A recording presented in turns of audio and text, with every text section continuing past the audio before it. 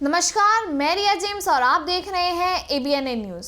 हमारी भारतीय सेना में एक से बढ़कर एक जवान शामिल है। साथ ही कई जवान ऐसे भी रहे जो सरहदों पर देश की रक्षा करते हुए शहीद हो गए।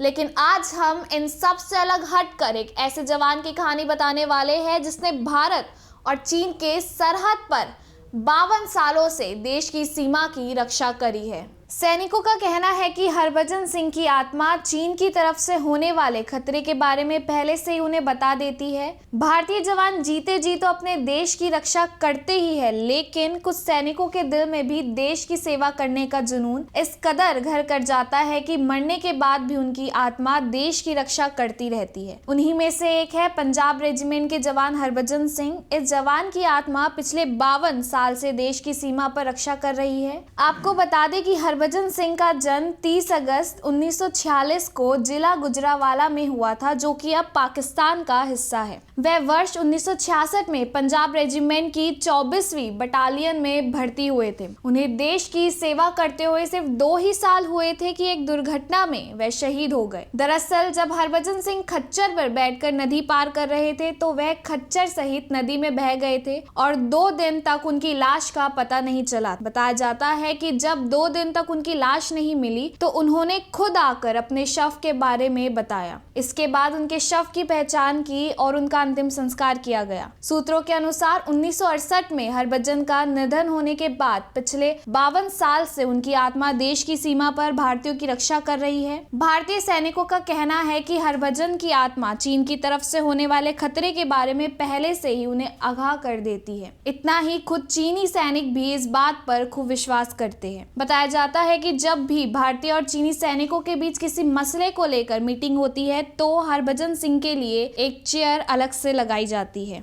उनका मानना है कि इस मीटिंग में हरभजन सिंह भी आते हैं और मीटिंग का हिस्सा होते हैं। शहीद सैनिक हरभजन की आत्मा को लेकर जैसे जैसे लोगों में आस्था बढ़ी, उनका एक मंदिर बनवाया गया। ये मंदिर हरभजन सिंह के मंदिर के नाम से प्रसिद्ध है। बता दें कि यह मंदिर गंगटोक में जेपेला दर्रे और नाथुला दर्रे के बीच 13,000 फीट की ऊंचाई पर स्थित है। इस मंदिर में उनकी फोटो और कुछ सामान रखा है। लोगों का मानना है कि हरभजन आज भी सीमा पर ड्यूटी देते हैं और उनको तनख्वाह भी दी जाती है। इतना ही कुछ लोगों का कहना है कि सेना में उनके लिए एक कमरा अलग से दिया हुआ है और कमरे की रोज सफाई होती है। वहां पर चादर से सिलवटें पड़ी रहती है और जूते कीचड़ में सने हुए होते हैं। तो फिलहाल के लिए इतना ही। देश और दुनिया की तमाम खबरों के लिए बने रहिए एबीएन न्यूज के साथ।